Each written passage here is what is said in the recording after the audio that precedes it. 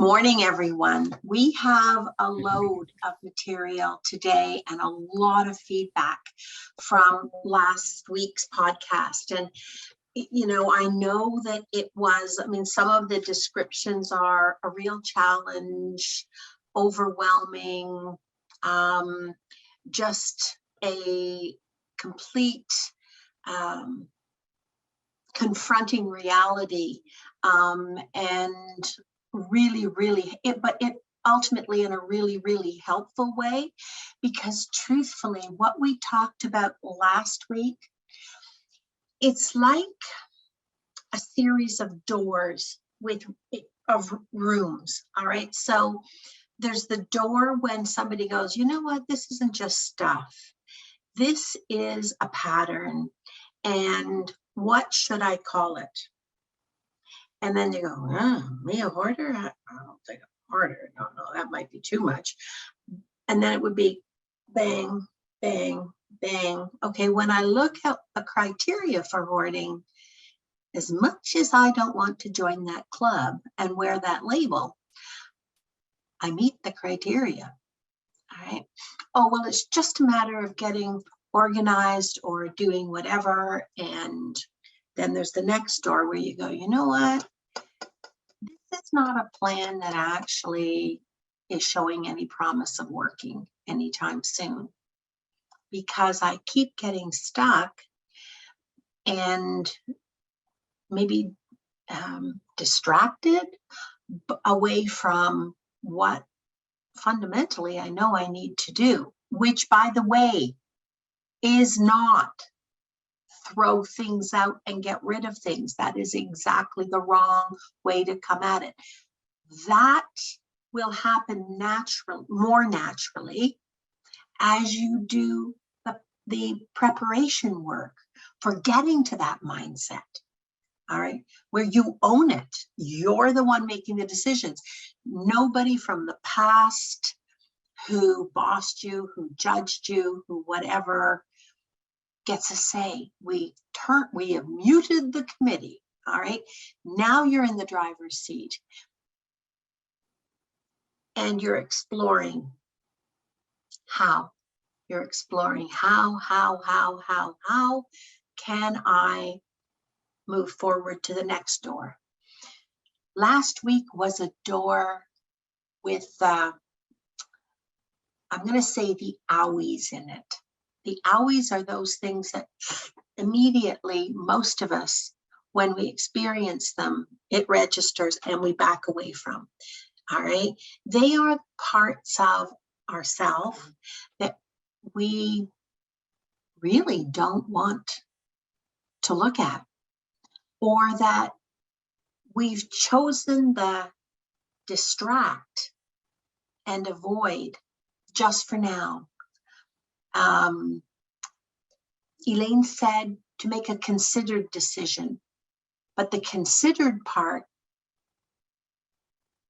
hangs on and doesn't get action. And then when you get back to it, you realize, I don't really know what to do and how to do it. All right. With these things that they represent something that has a significant relationship, passively or actively. That was a concept I wanted everybody to really think about for themselves. If it's still in your environment, it's because you have a relationship with it. It doesn't have to be a positive relationship. It could be a passive relationship. So you know that you don't really need it. You may even, if it was given to you or it turned out to be a bad purchase, we all do that. Just gives you a sense of something that adds to what you believe is a sense of security. If you just decide, I'm just going to hold on to that because I might need that in the future. Or I'm not ready to make a decision. And that perpetuates. Remember, what we do the most, this is true for all of us, myself included. So catch yourself sooner If you know the truth, and you know what? When was the last time I really used this? And what is the likelihood? And you find yourself going to, yeah, but if I had to replace it, wouldn't that be stupid? A waste of money, a waste of something. Yeah, I couldn't afford it. That would be either reflect badly on my identity as a competent, capable person. I've heard that many, many times. Or wouldn't that be a waste of money? I already spent the money. What's it costing you in the meantime? Is the question. All right. And is there a more think outside the box type of arrangement that you could make that solves your problem, perhaps helps somebody else, but might potentially let you have access to this thing, which you probably won't need, because you'd know it with a different truth. All right. There would be a solid truth. No, that's not going in. That would be your reaction, however you would express that. All right. But give you that insurance policy. If I did, I have a backup plan. I could borrow it back. I could rent it. Is the free space and being able to move forward worth the investment of how much would it cost me and how long would I need it? I might need it for 2 hours. I'm making fruitcake, all right? And I need a great big Hobart mixer. And could I rent it for 2 hours, 4 hours? What would that cost? Would that be worth it for the 364 other days of the year you don't need it? Come on, let's come up with some think outside the box solutions, because 99% probability we can come up with something that is at least viable. All right. Okay, so I had a request to go over a little bit of the information, in particular, the 3 attachment patterns, because that was new information to many, many people. And it really required chewing on to digest. All right. And so 2 or 3 people emailed me, and one person called me from the podcast to say, could you go over that again? I want to hear it again. All right. And I think it bears repeating. So, okay. If anything is in your environment right now, and it's been there for more than 3 weeks, a month, all right, you are in the process, or you already have developed a relationship with it. That is either a passive relationship, just for now, I'll get to it. But it's new stuff in, it's not old stuff that's built up, okay? Watch that, because whatever we do the most, we habituate. All right, make sure you're habituating things that give you something, not cost you something. And, or it's an active, I kind of like that. And, I might someday want to do that. And I could really see that happening, an active relationship. All right. Generally, those things belong to one or multiple of the 3 attachment patterns. And that is sentimental. Hands up, anybody who keeps things sentimentally. You do realize, however, it's a memento. It is not a replacement.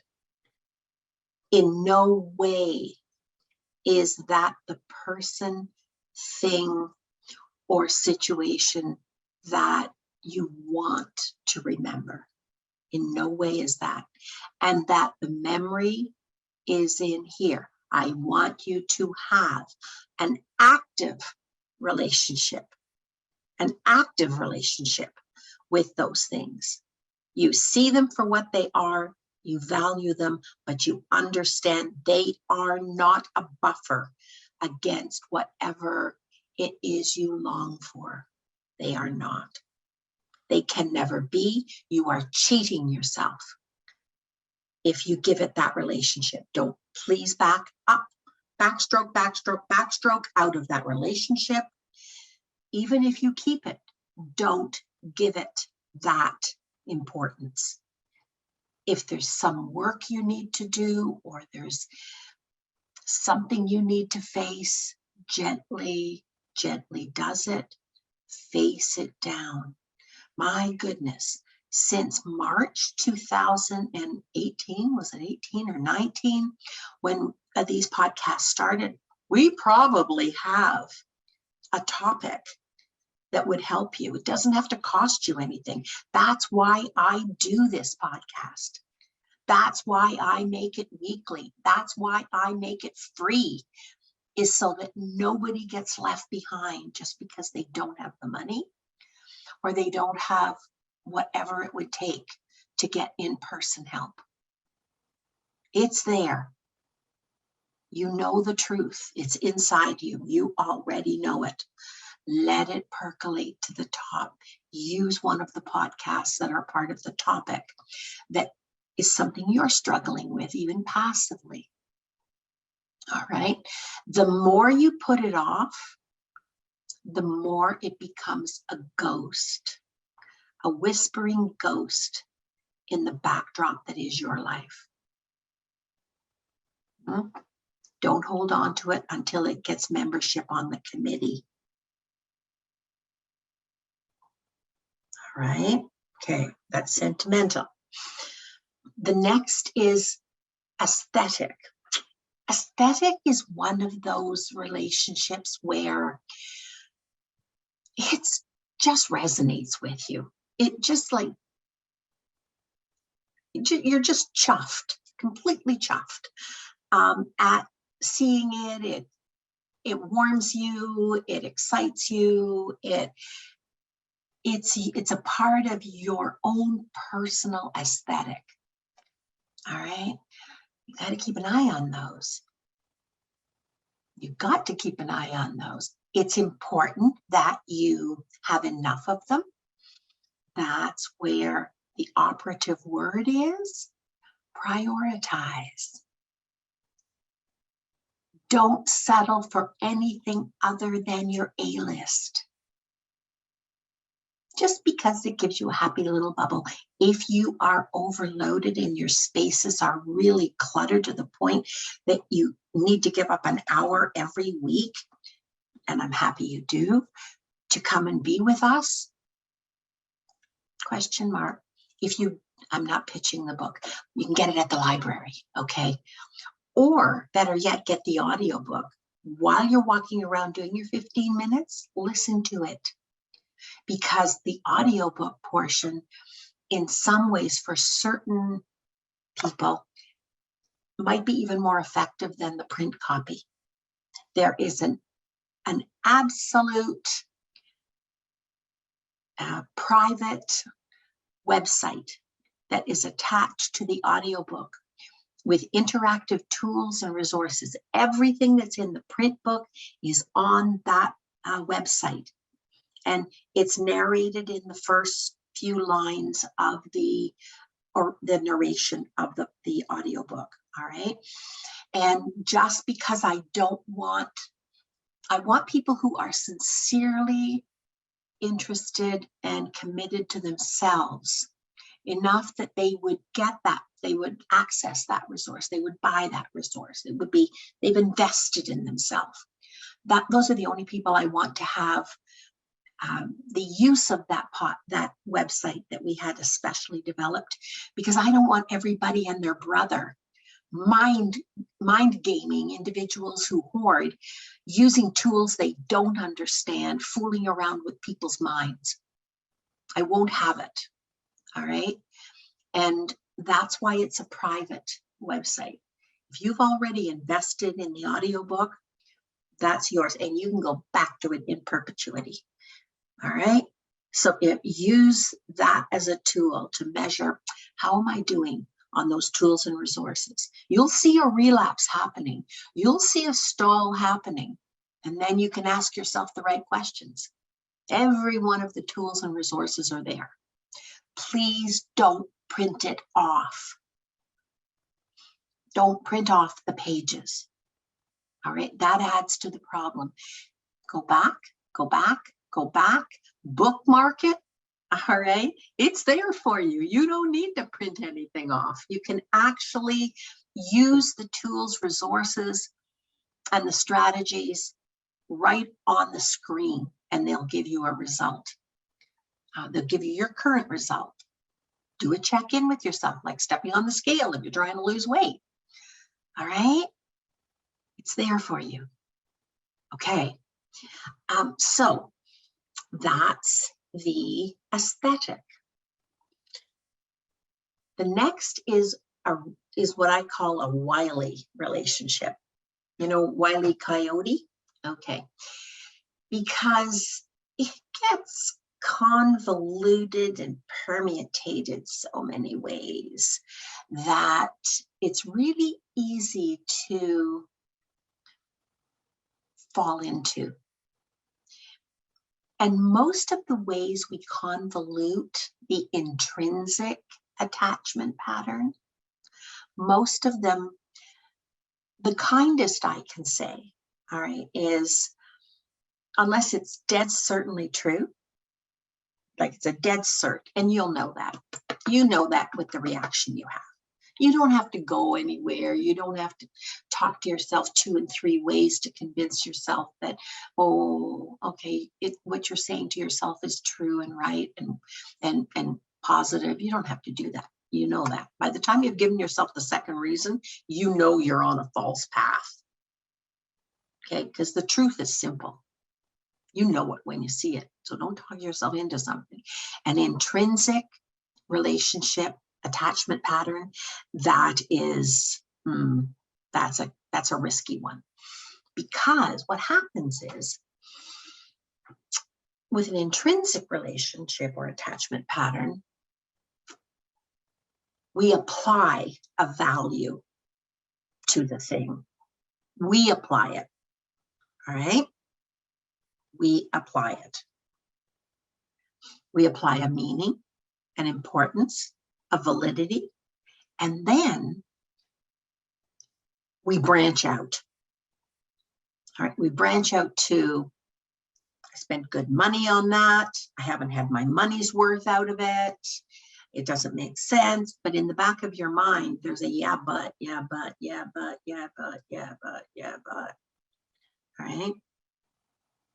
And it doesn't pass the sniff test when you say to yourself, so if it was actually that important, that valuable, that makes that much sense, why am I not using it? Why is it not adding to my life? You see how it fails the sniff test? Okay. Then sometimes we go and we say, well, having spent the money, it doesn't make sense to get rid of it, as though the money is going to be, that making that decision makes the money go back into your bank account. It doesn't. We all make bad choices. All right. We all make bad choices. I make bad choices. I have a whole bag of donations that is going out as soon as Steve can take it. All right. Tomorrow, probably. All based on bad decisions. Am I made of money? No, I'm not. We all make bad decisions. Don't hang on to them. They're not meant to be your future. And the money isn't going back into your bank account. One of the most important things to do when we do that, when we're looking at those types of items, is to say, what positive use can this be?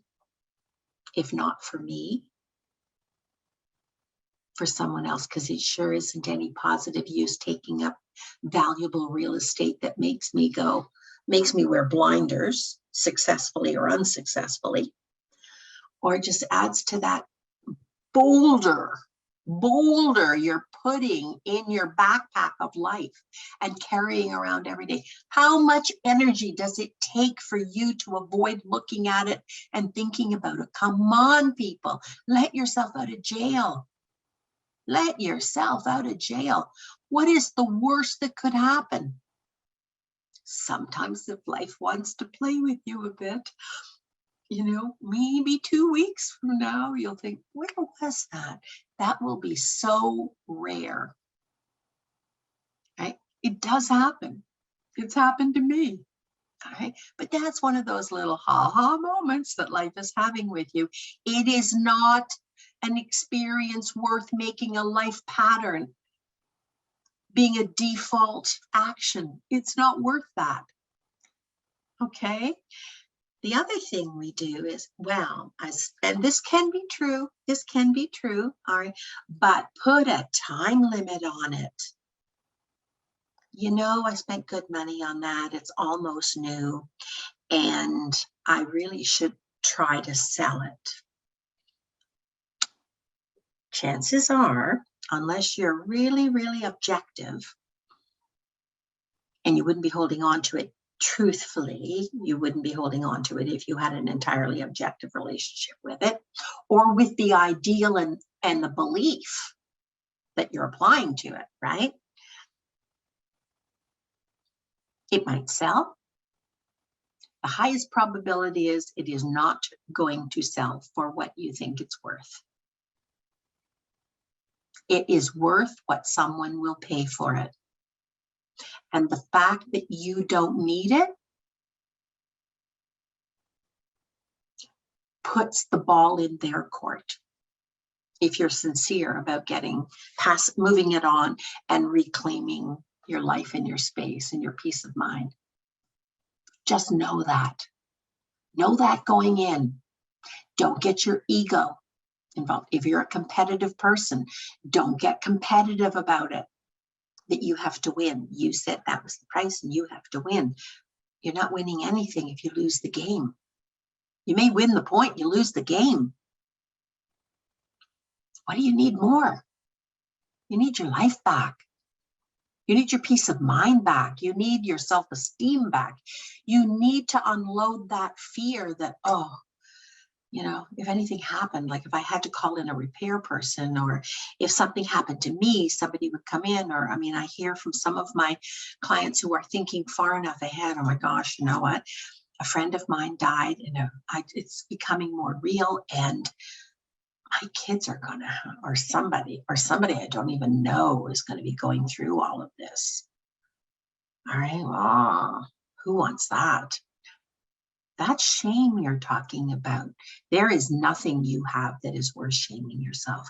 There is nothing I have other than my family and my pets. All right, and my friend, and some of my friends.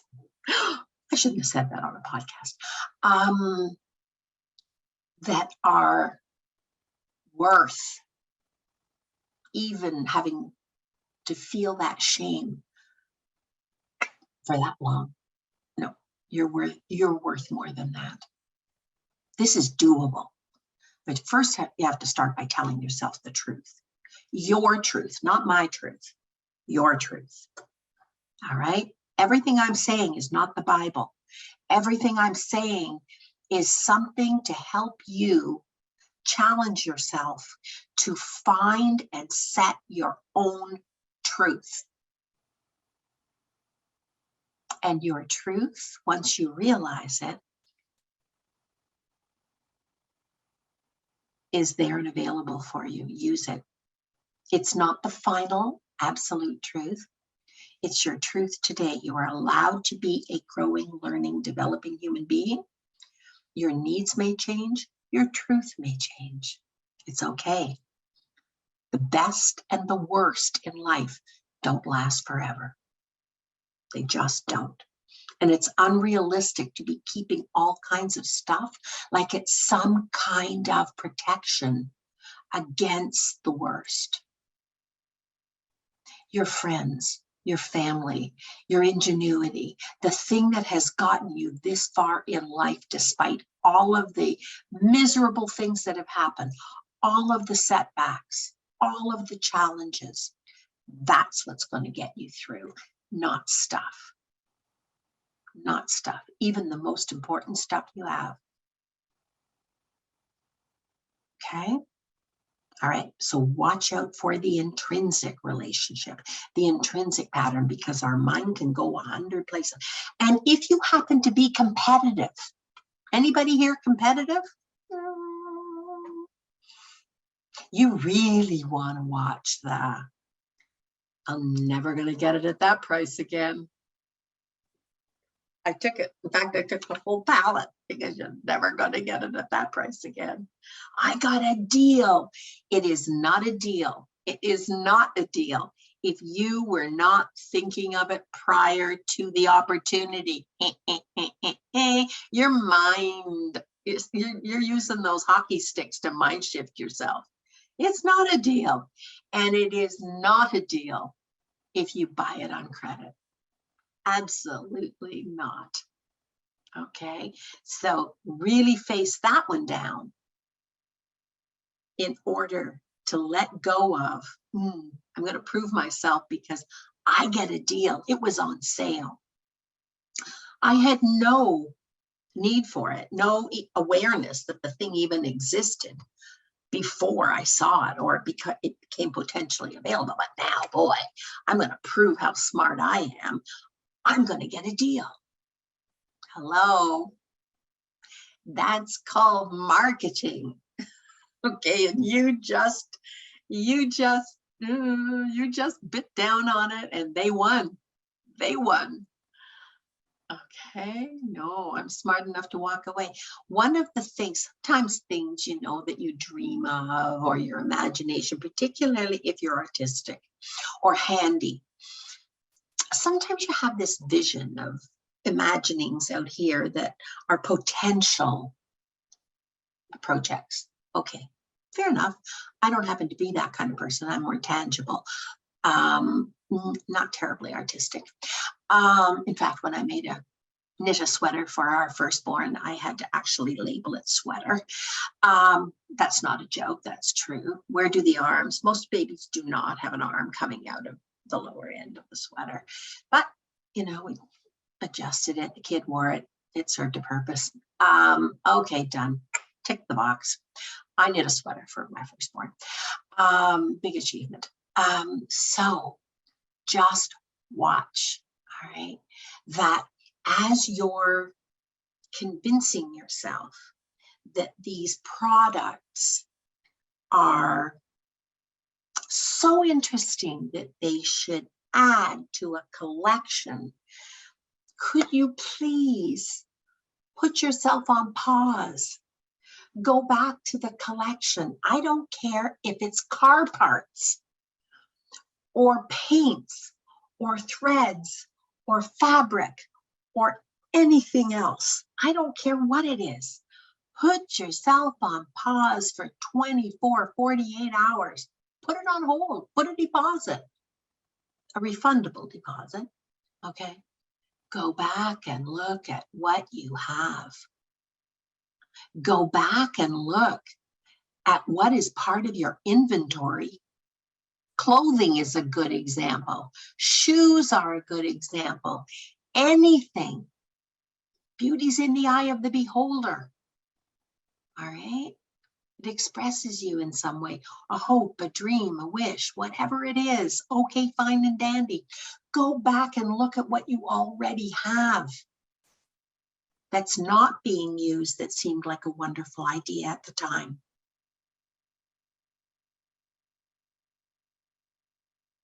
Go back and look at your inventory.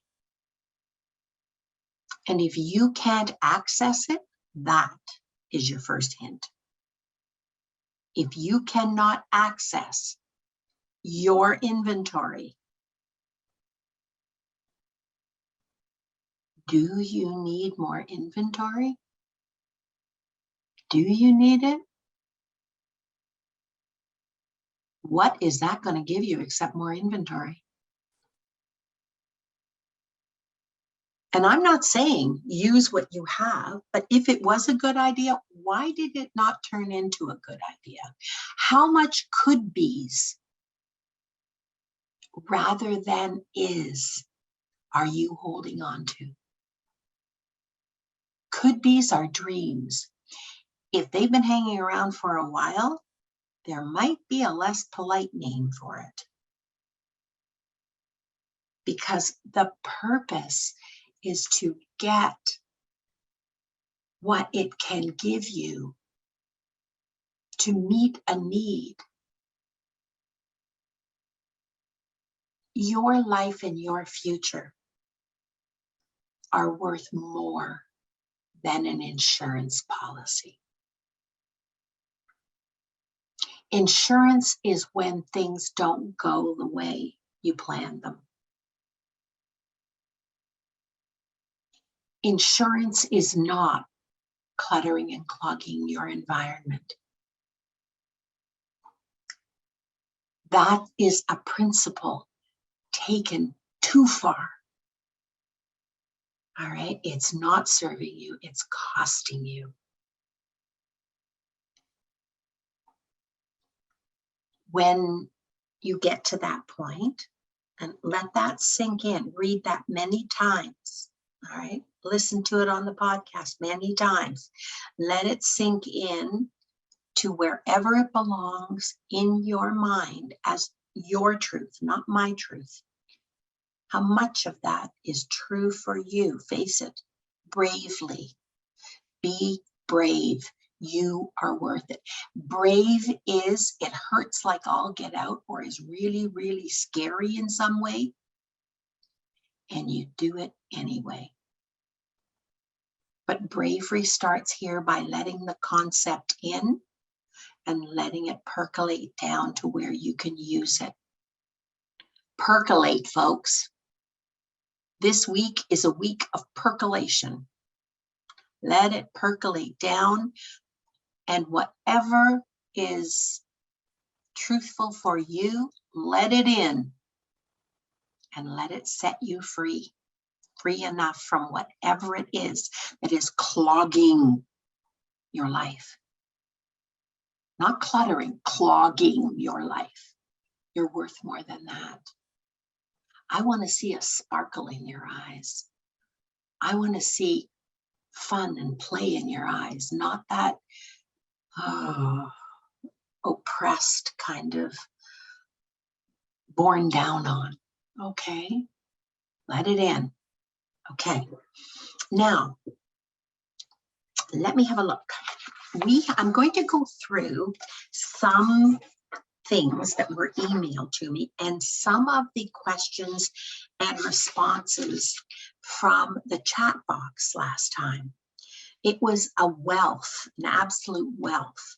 So Leslie emailed me and said, I'm answering your questions about paper, and I'm doing it now so I don't forget it.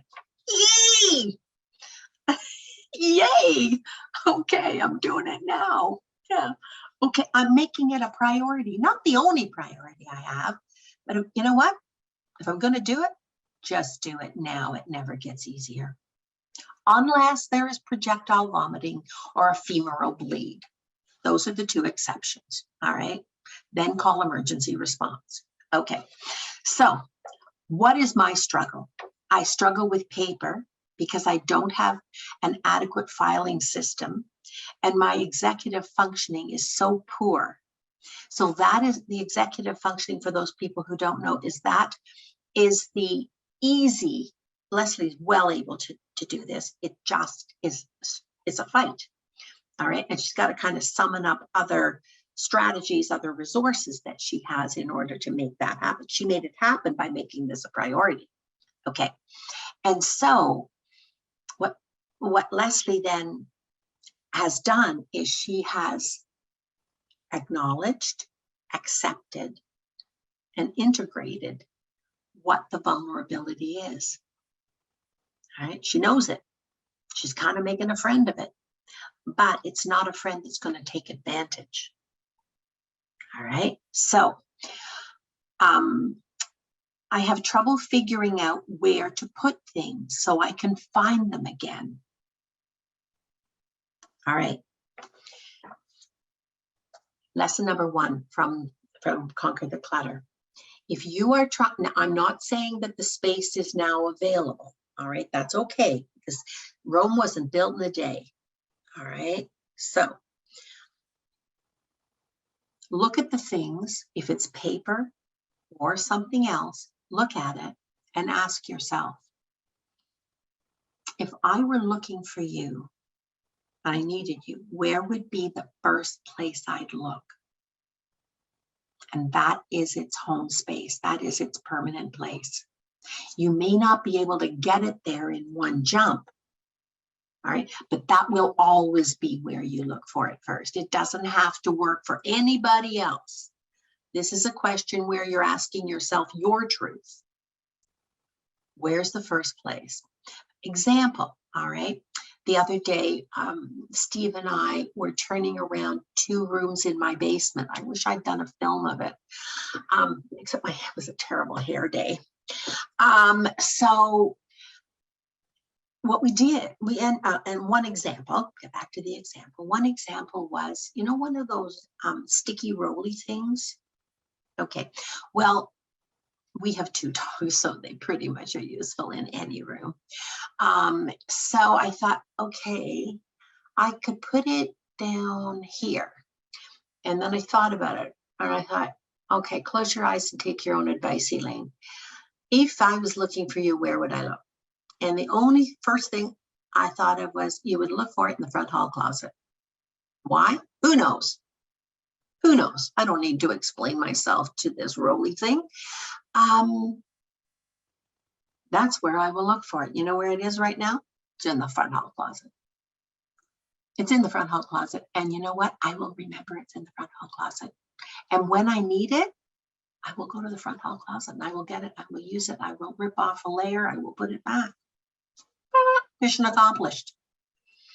When you're thinking about paper, however, paper is a little more complicated than a sticky roly thing because there's so many different types, right? It's all paper and it is all occupying space in your mind as well as in your environment. All right. So when, this is sort of the simple and dirty, but we will do a whole podcast on this. In fact, what I'm trying to do is to think of a way that I could actually be working with somebody during the podcast on paper and helping them process it while everybody else listens. That will be, we'd have to really think about confidentiality and vulnerability there. That potentially would be a podcast. If I'm not comfortable that everybody's protected and nobody is outed, nobody's exposed, that might be a podcast that doesn't get put in the library. I don't know. We'll see. But that's what I'm trying to work out in my mind. If any of you have thoughts about that and it's paper, all right, let me know. All right. Okay. So the kinds of paper that is talking about, newspapers. You know, the one thing I didn't see here though, which is epidemic. Newspapers are epidemic because you get one practically every day, right? All right. So can you unmute yourself or do I have to unmute you? I did it. Okay. So when we're talking about newspapers, just talk to me. We may run over today, by the way. When you're talking about newspapers, tell me about newspapers in your life. Tell me about how many you get, how many subscriptions you have, how often they come, what would be the purpose in holding on to them for you. I'm no judgment. I don't intentionally subscribe to anything. I subscribe to one weekly paper. Weekly? Wow. Once Okay. a week, because otherwise it would be a disaster. The problem isn't that I hold on to it because I think, well, I haven't had time to read it. If I could somehow discipline myself to read it when it came and then recycle it, I put it down and think I'll get to it. You know, I'm teaching myself there is no later. Mm-hmm. Now there is no later. But that's what I do with everything, papers and everything else. Okay, I'll get to it. Then I put it in a bag and it's gone. So other papers are different from newspapers. Okay. So let's just look at newspapers right now. Okay. Some thoughts. All right. No judgment, but some thoughts just to kind of think about. It's a weekly newspaper, so it is not breaking news. It's kind of the summary of what has happened in that community or that whatever, right? It's the paper my mother wrote for 52 years. Okay. Do you have a loyalty to it? Yeah, I've written for it. Yes, I have a loyalty to it. It's called the St. Louis Jewish Light. So it's Okay. in the Jewish community. Okay. Okay. So it's kind of like an insider newspaper. It's not one that if you went on Google, the events would be there. Right. Okay. All right. And you're really involved in the Jewish community. Right. These people probably are people that you know. Exactly. Okay. So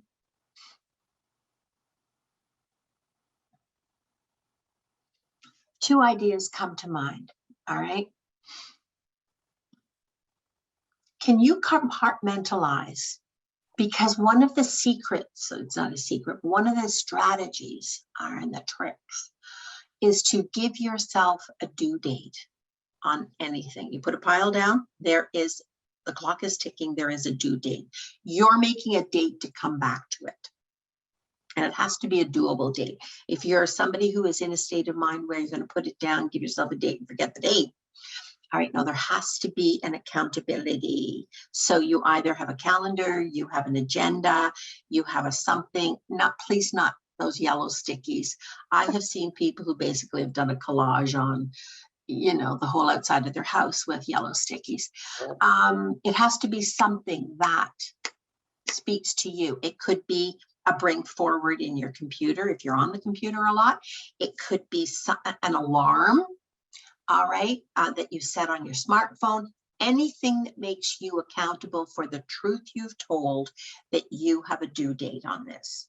Okay, that's number one. Yeah. What I've actually found works best is to put it in the bathroom. That's a good idea. Just don't get so invested that, pardon the vulgarity here, don't get so invested in it, however, that you're sitting in there giving yourself hemorrhoids, because I've seen that happen. All right. That then the only place the person reads is in the bathroom. They develop another problem. So the bathroom's a good idea because it time limits, but you're still not going to get through it. Right. And so how many pages would this newspaper roughly be? 30. 30 pages? Okay. What if you broke it down into two parts? Okay. The first part is when you get the newspaper, you make a date that day that it comes or the day after, no more. There's one place you put it. You make a date with yourself later that day or the next day.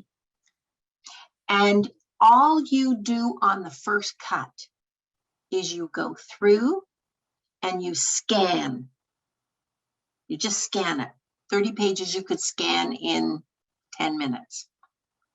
You have a pen or a marker and you circle only those things that are of interest to you that would have been the reason you bought the newspaper in the first place, so that you could know these things because you know these people, right? Then you fold the newspaper up. Your commitment is finished for those 2 days. Then you give yourself a due date before the next newspaper arrives. All right, where you're going to sit down and all you're going to do is you're going to read the circled articles. That's all. The rest of it, it's all very interesting. But if it didn't capture your attention in the first place, it is actually at this stage anyway, not meeting a primary need. One of your primary needs is loyalty to the newspaper. Your mother wrote for it. You have written for it. You're invested in it. Fair enough. Nothing wrong with that. The only thing here that's out of whack is the strategy to make sure you actually use it. Because if it was just a loyalty thing, the moment it arrives, you could put it in recycling. If it was just to keep the newspaper alive, pay your dues. It's like donating to charity, and it goes in the recycling. Okay, a lot of the written stuff that I get, it's gone, including cards. I take cards, I open them, I thank the person verbally. Okay, I might not call them. I mean, thank you so much for remembering me. I'll remember your birthday too, or whatever. Blah, blah, blah. Oh, it's so nice. Thank you so much. Rip, rip, rip. Out you go. I know it's. Ah, Well, because the gift is that I was remembered. That they feel I'm important enough to remember me and make me part of their life. That's the gift. Okay. When I went through all of those pictures that, you know, when it was a deal to get photos and you get 4 copies for the price of 1.5, who thought that was a good idea? The guy who made the other 50%, that's who. Okay, I went through it. You're going to think this is blasphemous. I really had to kind of talk myself into this for a few days, but I went through and I reduced this to two copies of any picture, and I divided the second one into piles. My husband's picture, my daughter's picture, my son's picture, my nieces, my nephew, and they all got an envelope of pictures. All right. They didn't ask for it. And what they do with it is entirely up to them. What do I need 2 versions of a picture for? I had to really ask myself, well, yeah, what happens though if it got wet? If it got wet, this is one event in a million. All right. I've already had the gift. I've already had the gift. I'm not more loved because I have these things occupying a drawer. I'm not more important to these people. They're not more important to me. All right. And reading it, I do believe this. I do believe this. I believe this because of the number of losses that I've had in my life. And I've had a whack and load. All right. So I now know with certainty that if I don't become dependent on this thing, my mind will trigger memories of them, going back, recollections, because something else that has some other aspect that is just a tiny part of that will trigger the memory. It's with me already. I don't need to have that proved to me anymore.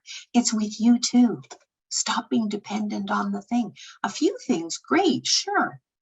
But thinking that you need to keep everything of that person's, they are no more with you. They are no more with you than if the whole thing went up in smoke. They're with you anyway, because they're here and they're here.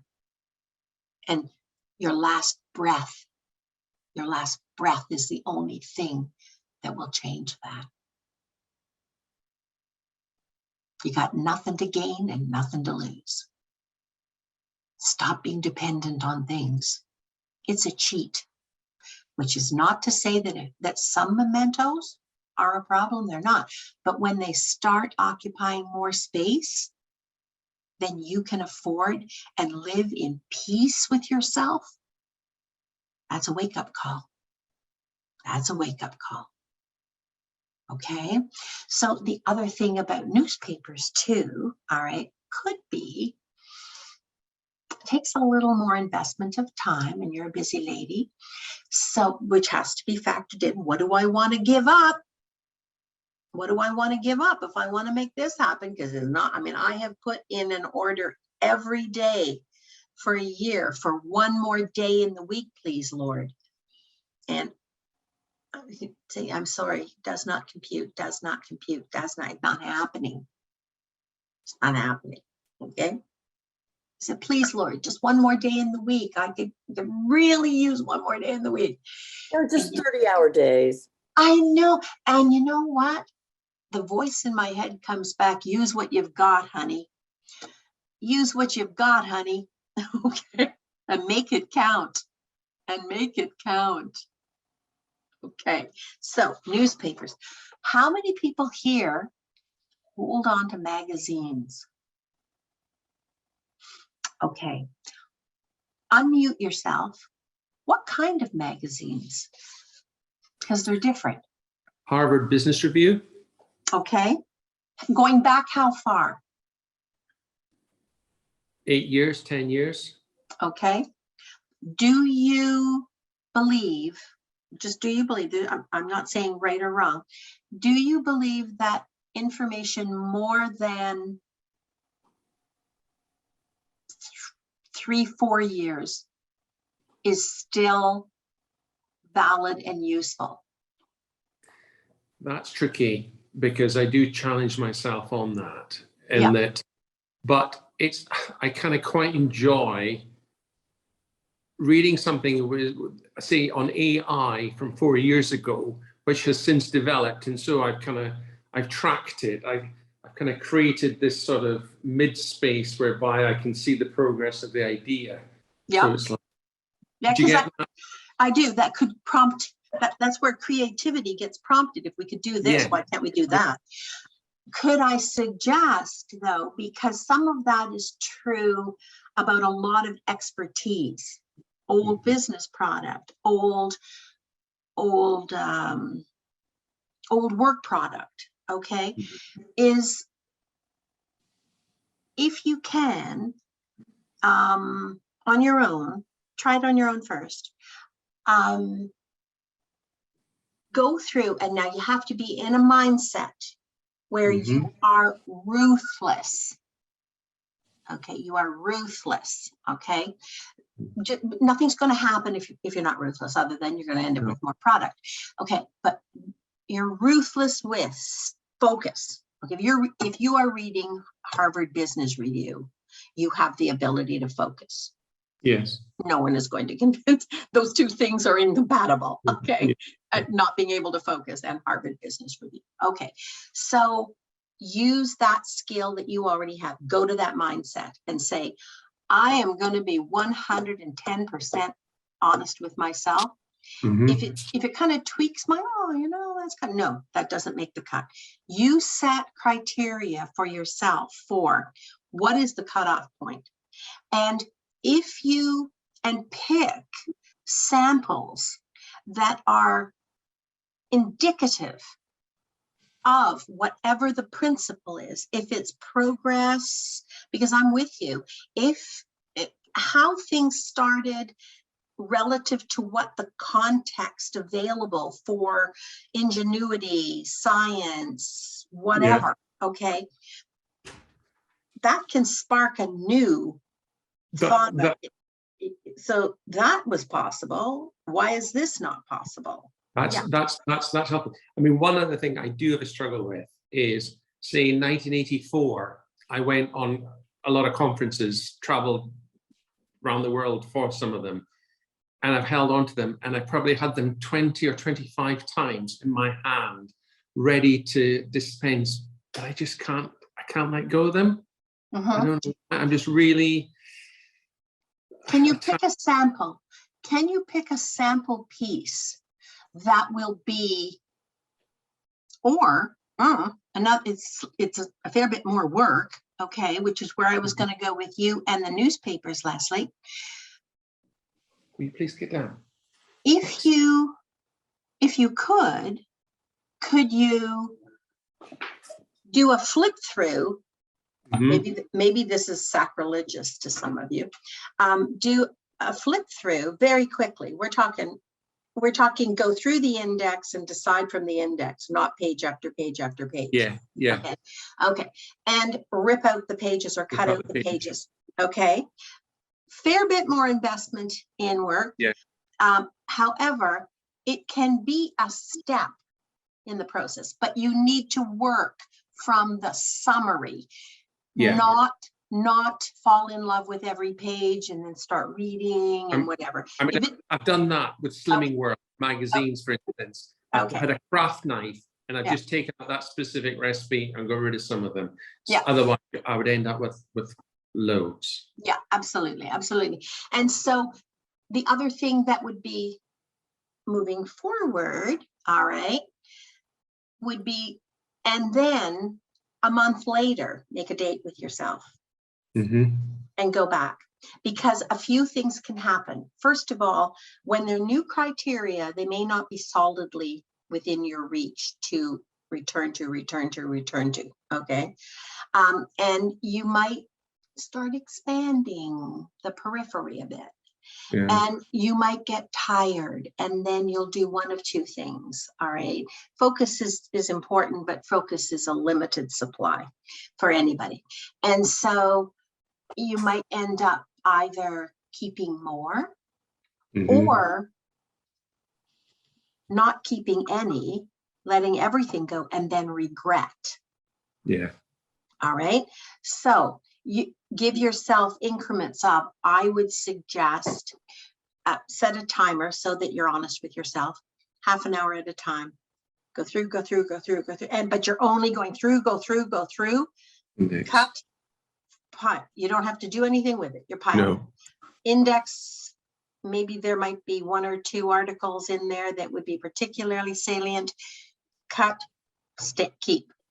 But it's Then- likely to be about 10%, just 10% of whatever's there, even Yeah. if that, But don't settle on a percentage.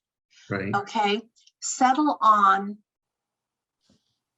you looked at it and went, oh, I'm still using Elaine's sorting process. All right, the 1, 2, 3, 4, Three. 5, 6, 7, 8, 9, 10. Yeah. The 1, 2, 3 are those things that are Must. that, look, you find yourself like, oh, toward it. It just propels you forward. All right. It was the whole point to keep the magazine. It was the whole point to get the subscription. All right. Yeah. Those are the 1, 2, 3s. Stay honest with yourself. Don't start fuzzying the line. And then the 7, 8, 9, 10s are those where, yeah, interesting, but not what we're looking for. Not what we're looking for. Not what we're looking. You're saying different things. Your energy is different.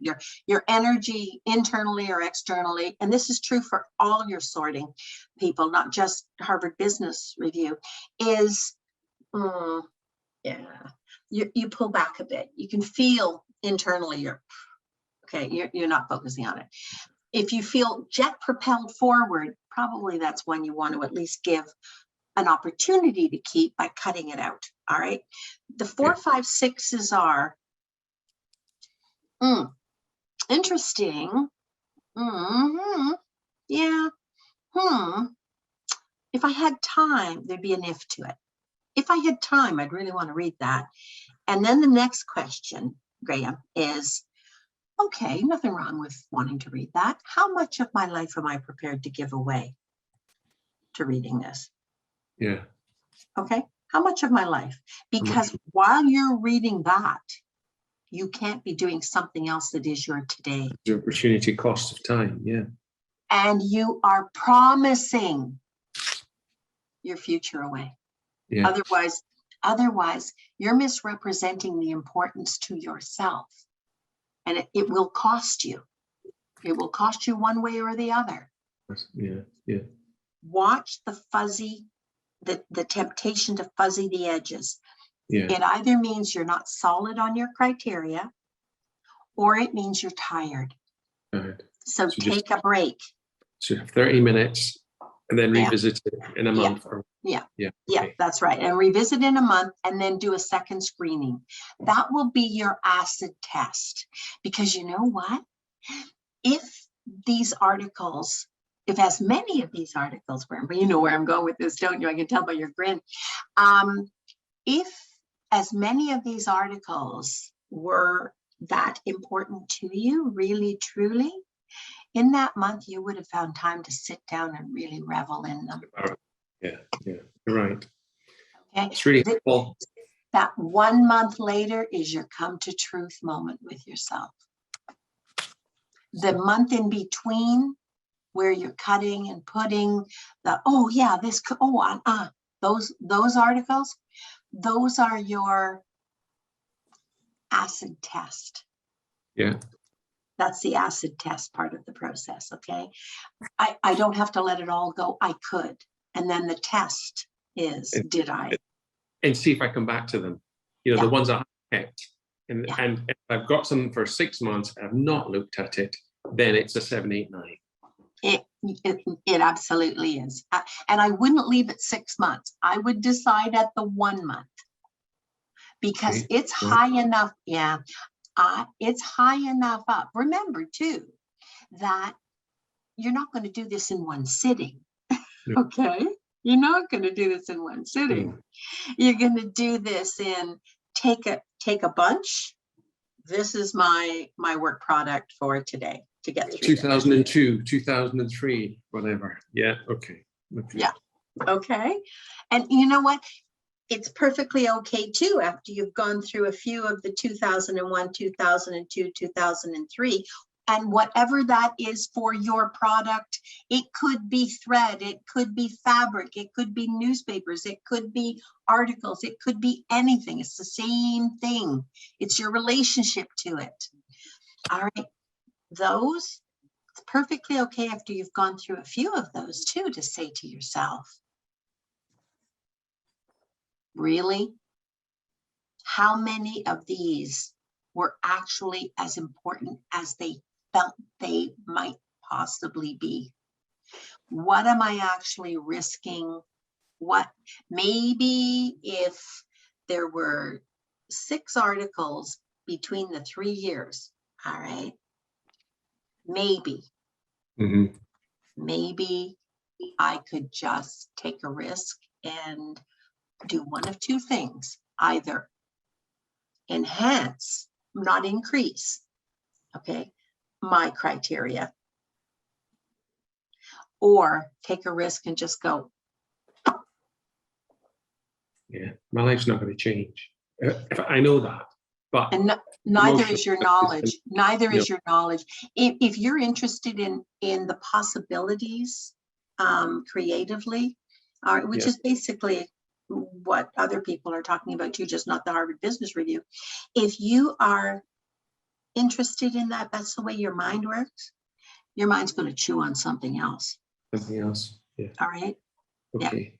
This is I'll not. take a lot of your this is time not- there, That's Elaine. okay. This is, but I'm doing it Yes. because it's so tangible. You're not using anybody else's time, because this is so tangible that this is relatable. Everybody else is nodding, not about Harvard Business Review, No. but about the thing that they're thinking, holy Hannah, yeah, you know what? That, those recipes, really? Yeah. And I'm with you on recipes, by the way. All right. In my previous kitchen, I had a whole built-in bookcase, floor to ceiling, and it was all recipes. And did I tell you the story? We'll end on this, okay? Did I tell you about the time I got the new puppy, okay, to join my old puppy? And they were having a kumbaya moment while I was upstairs getting ready for work. And they went into the kitchen. Now, Gourmet Magazine, I used to have a principle that I would make whatever the cover Gosh. recipe was on Gourmet Magazine. A lot of it never got eaten. I discovered I am not a cook. And so anyway, I had these, at the least on this bookcase, they could be lovely covers, right? Because you turn them out this way. If you're not going to, if you're going to use them, they get filed this way. If you're going to enjoy the artwork, they get filed this way. All right. And so in my absence, this new puppy, who was a rescue, used to love to pull things off the table. So I was warned, don't put anything close to the edge of a table. Tablecloths are not a good idea. She talked the other dog into, the 2 of them completely shredding about 3 years. Okay, I heard this really odd sound and I came downstairs. This is a lesson in grief.